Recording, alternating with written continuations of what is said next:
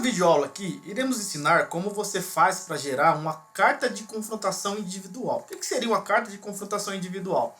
Essa carta é a antiga carta de anuência, onde você pega a assinatura dos proprietários, tá bom? Dos confrontantes aqui. Por exemplo, eu tenho todos esses confrontantes aqui, os meus vizinhos, tá? Então eu tenho os dados dele aqui. Eu não vou dar um zoom aqui, pessoal, porque isso aqui é um projeto real, tá? E como existe agora a lei de proteção de dados, então eu não posso ficar mostrando certas informações, como CPF, etc, tá bom? Mas assim, eu tenho todos os confrontantes aqui, tá? Então acontece, você tem a aula que ensina você a inserir confrontante. O que eu vou te ensinar aqui não é inserir confrontante, é só gerar a carta. O que é a carta? A carta é um produto final. Ele é original de um projeto, ou seja, você tem que montar uma estrutura no GeoFice, criar um projeto, importar os pontos, desenhar as polilinhas, inserir os confrontantes, depois criar uma gleba, aí depois você tem isso pronto, aí sim você consegue soltar uma carta, um memorial, uma tabela. Ou seja, a carta é um produto de uma estrutura de projeto que você montou. Então se você não tiver essa estrutura pronta, você não consegue gerar, tá bom?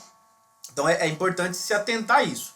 Então acontece, Leandro, eu não sei como inserir confrontante, então eu recomendo você assistir a aula inicial nessa playlist, que tem 31 minutos, que ensina a montar um projeto no GeoFice, inclusive inserir confrontante, tá? Porque aí, senão você não consegue soltar essa informação da carta. Então aqui, pessoal, eu tenho todos os confrontantes já preenchidos. Por exemplo, eu vou abrir um aqui, ó, para você ver, nessa polilinha aqui, ó, é um confrontante, tá? Eu tô tampando aqui o CPF, RG, pessoal, da pessoa, porque eu não posso mostrar certos dados, tá? Então eu só estou mostrando para vocês. Uma dúvida que o pessoal às vezes tem, tá? Leandro, eu tenho só o nome do proprietário, eu tenho o nome do proprietário, o RG e o CPF, só que eu queria colocar o nome da esposa também, tá? Pessoal, se você quiser colocar o nome da esposa, tá? O que eu recomendo você fazer, tá bom? Você, depois do CPF do proprietário principal, você põe uma vírgula e põe o nome da esposa, tá? Põe o nome da esposa. Igual eu deixei aqui, ó, tá?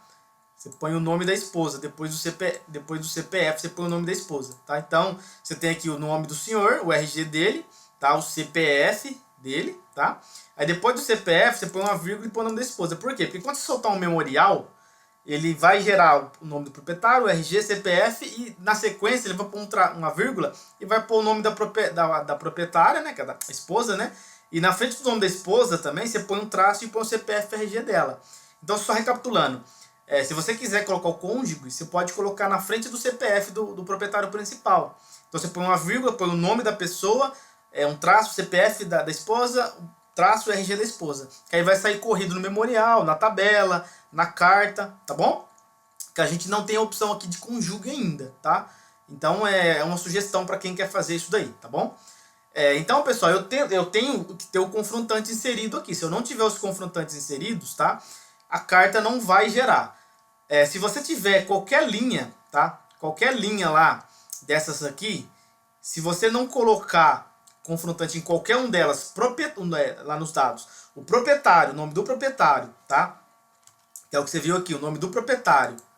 Você tem que ter o nome do proprietário obrigatório e o nome da propriedade é obrigatório. Se você não preencher o nome do proprietário e o nome da propriedade, a carta não vai ser gerada. Porque senão, pessoal, a carta perde o sentido. Qual que é o sentido de eu ter uma carta de confrontação de uma área que eu não tenho o nome da pessoa que vai assinar, seria o proprietário, e que fazenda que é? Que ele está assinando, não, eu não tenho o nome da propriedade. Mas o rapaz está assinando uma propriedade. Qual o nome da propriedade? Não tem nome? Tem que ter pelo menos um nome. Imóvel sem denominação, enfim, tem que ter. Tá? Então, proprietário e propriedade é obrigatório. Senão o software vai dar uma mensagem para você aqui, tá? Que não existe informação para gerar. Então a carta não pode ser gerada. Mas eu tenho 10 confrontantes, apenas um eu não tenho o nome propriedade. Propriedade e proprietário, não importa, pessoal. Se um não tiver, ele não vai gerar a carta. Não é porque os outros têm e um não tem que ele vai gerar só dos outros. Não, ele não vai gerar nenhum. Ele não vai gerar o material, tá bom? Você não pode ter nenhum confrontante faltando essas duas informações. Leandro, eu tenho um caso de uma estrada. Não importa, pessoal. Não existe estrada. Vou explicar para você, não existe estrada sem proprietário, tá? Uma estrada tem um proprietário. Eu tenho um caso aqui por exemplo, de uma estrada aqui, ó. Leandro, mas qual que é o nome da estrada? A estrada municipal, esse é o nome dela, Estrada Penha, rodovia, sei lá, BR-115, enfim, é o nome da propriedade da estrada. Qual que é o número do proprietário? Vai ser, pessoal, prefeitura municipal, ou o estado lá, sei lá, o estado de São Paulo, ou é da União, enfim. A propriedade, a estrada, ela tem um proprietário, não existe uma estrada sem proprietário. Ou ela é do dono da própria área, ou seja, ou ela é dessa pessoa aqui, tá? Dessa pessoa, tá passando dentro da estrada, ou enfim, dentro dela. Ou ela é uma municipal, que pertence à prefeitura, ou ela é uma estadual, ou ela é uma federal. De alguém ela é. Alguém tem que responder por essa estrada. Nem se ela for um caminho, ela é do dono da sua área. Mas ela tem dono. Então, por que eu estou falando isso? Porque a gente tem muito suporte, às vezes o pessoal está gerando carta de confrontação e não gera a carta. Aí entra naquela questão que eu expliquei.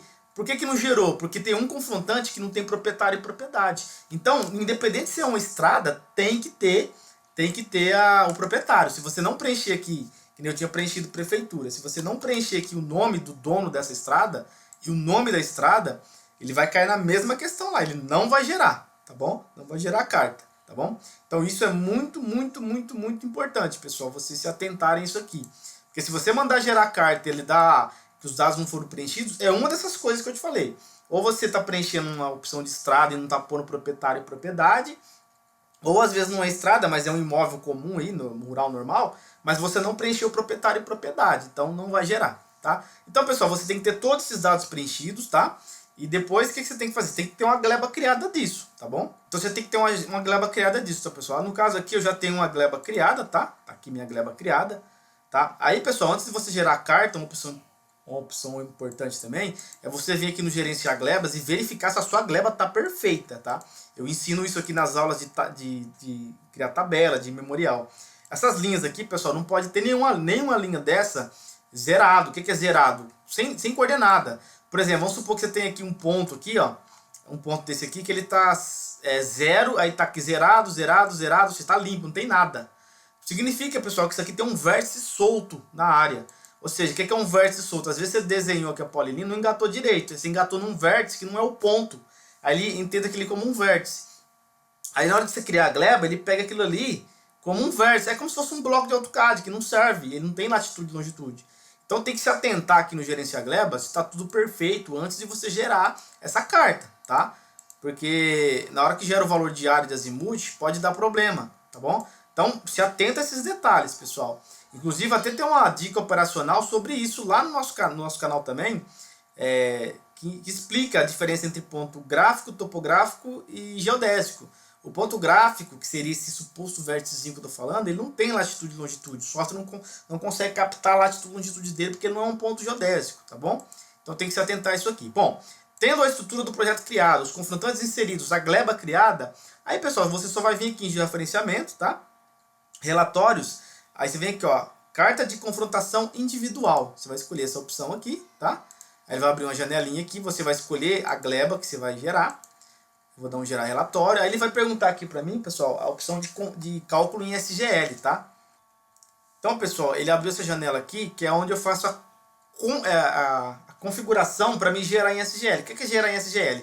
É o mesmo sistema de coordenadas, de cálculo que o CIGEF usa. O que ele pega? Ele faz um cálculo não em UTM, ele faz em SGL.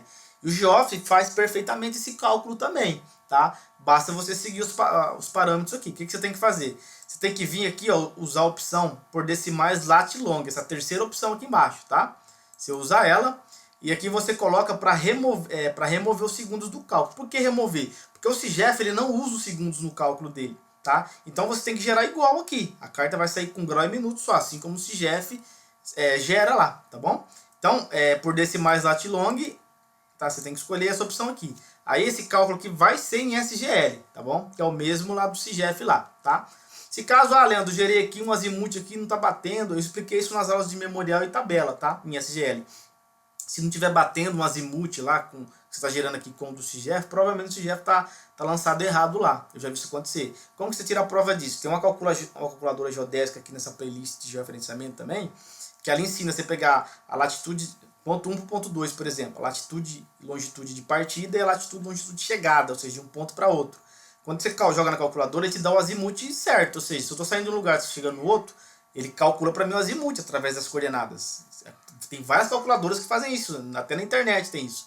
Então você compara lá, no resultado de azimuth que deu, se o grau e minuto que deu ali na calculadora é o mesmo que está no SIGEF. Se não tiver igual, o SIGEF provavelmente colocou no PDF errado, tá? Aí você compara o que deu ali na calculadora com o que o GeoF está fazendo aqui na carta de confrontação. Você vai ver que vai bater.